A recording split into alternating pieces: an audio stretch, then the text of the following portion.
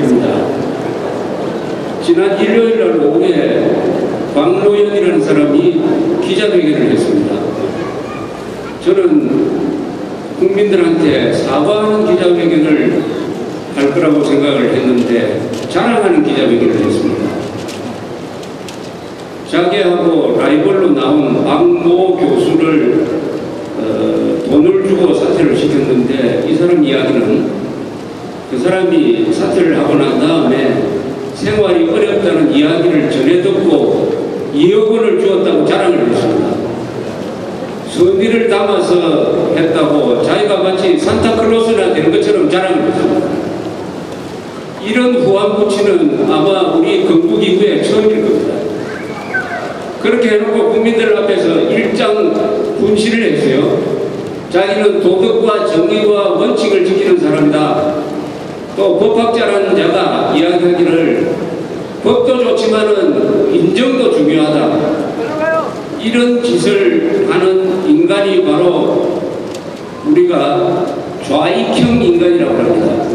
좌익이라고 하면은 사회주의, 공산주의, 인민민주주의, 민중민주주의 여러 가지 이름으로 불리지만은 그 좌경 사상에 붙들 때는 누구같이 되느냐? 김정일 같이 되고 김일성처럼 되고 또 광노현처럼 되는 것입니다. 여러분 215만 9,095명이 지난 8월 24일 날 투표장에 나갔습니다. 여기 계신 분 중에서 그날 투표장에 나가신 분들 손 한번 들어봐 주십시오. 예, 거의 전부 다라고 생각합니다. 자축하는 의미에서 박수 한번 쳐주십시오. 왜 자축을 하느냐? 그날 투표장에 나간 215만 9,095명, 줄여서 반올림해서 216만 명이 바로 위대한 민주시민입니다. 위대한 서울시민입니다. 이분들이 민주주의를 할 자격이 있습니다. 216만 명의 의인이 있으면 대한민국을 지키고 5천만이 안전하게 살 수 있습니다. 더 나가서 북한 동포를 해방시키는 힘도 216만 명, 그날 투표장에 나가신 분들이 만들 수가 있습니다. 7천만을 해방시킬 수가 있습니다. 이 216만 명이 앞으로 조직을 해야 돼요.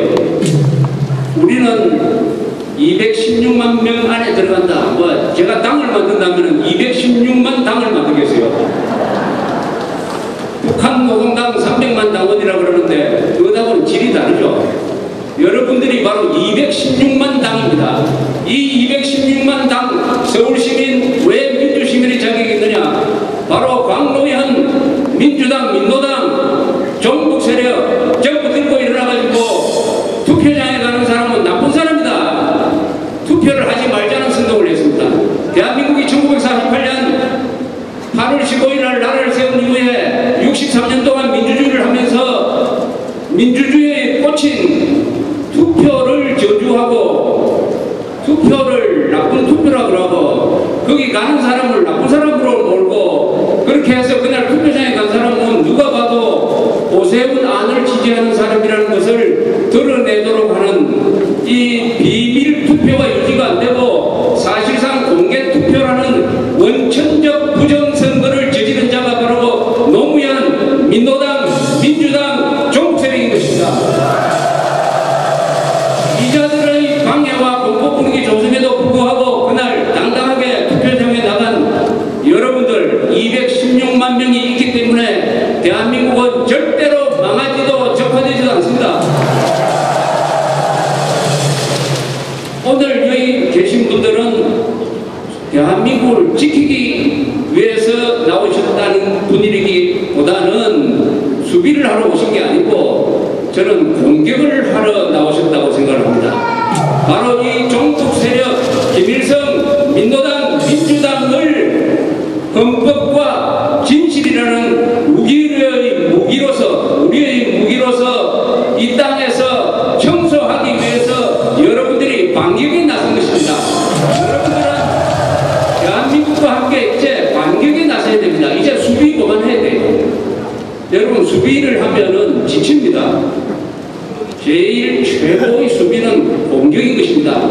여러분들은 바로 진실과 정의와 자유를 선동하는 분들입니다. 더구나 가장 위대한 하나님을 백으로 모시고 있는 분들입니다. 이런 농담 비슷한 게 있었어요. 김정일이가 왜 납치하지 못하느냐? 4가지 이유가 있다고 누가 그랬습니다. 이거 아마 술을 잘 마시는 사람이 지금 농담 같은데. 첫째, 집집마다 핵이 있다. 핵가족이다. 두 번째, 골목마다 대포집이 있다. 밤만 되면 총알 택시가 달린다.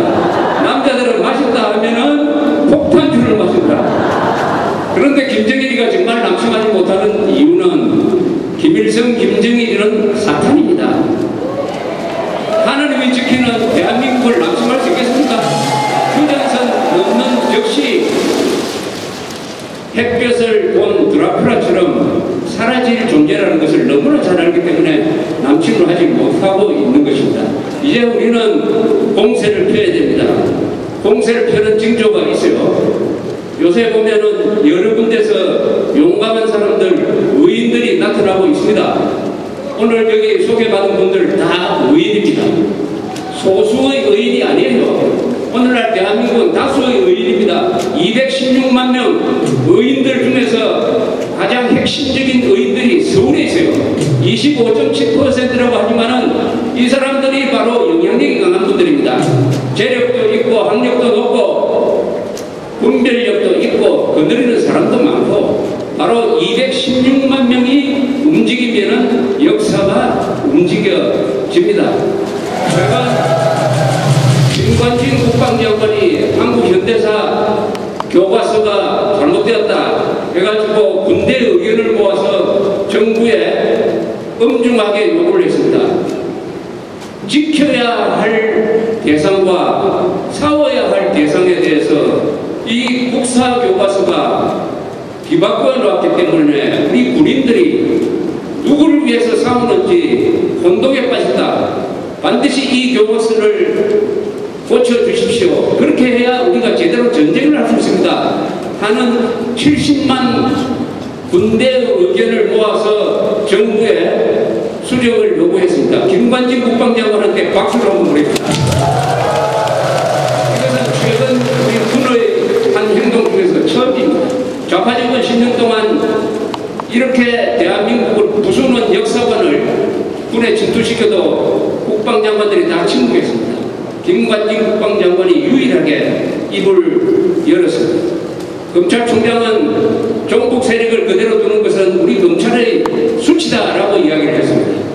그 이후에 간첩수사가 잘 진행되고 있습니다. 우리 검찰총장한테 박수를 한번 보내주십시오. 그리고 경찰청장도 제주도 서귀포에서 그 종북 세력들이 모여들어가지고 깽판을 치는 데 대해서 아주 단호하게 나오고 있고 다행히 법원이 어제 판결을 잘해서 그 막는 일을 금지시켰습니다. 막는 일 한 번 할 때마다 200만 원씩 벌금을 내리도록 판결을 잘 해주었습니다. 이런 판사, 이런 경찰청장한테도 우리가 박수를 보내서 격려를 해줘야 됩니다. 그 다음에 누인내 보이지 않는 데서 국정원장도 잘하고 있고 특히 통일부 장관이 아주 중심을 잘 잡고 있습니다. 이 두 분한테도 박수를 보내주십시오. 이렇게 우리가 대통령한테는 상당히 유감이 많습니다. 그러나 이 체제가 넘어갈지도 모르겠다 하는 위기감, 그리고 이 종북 세력들이 특히 민노당을 필두로 해가지고 이게 조직 폭력배처럼 행동을 하고 있습니다. 자기들과는 아무 상관없는 부산의 한진중앙호로 몰려갔다가 부산 시민들이 막아서 이제는 부산에 가지를 못해요. 그러니까 서울에서 깽판을 치고 있습니다. 이거는 당이 아니라 조폭입니다. 조폭.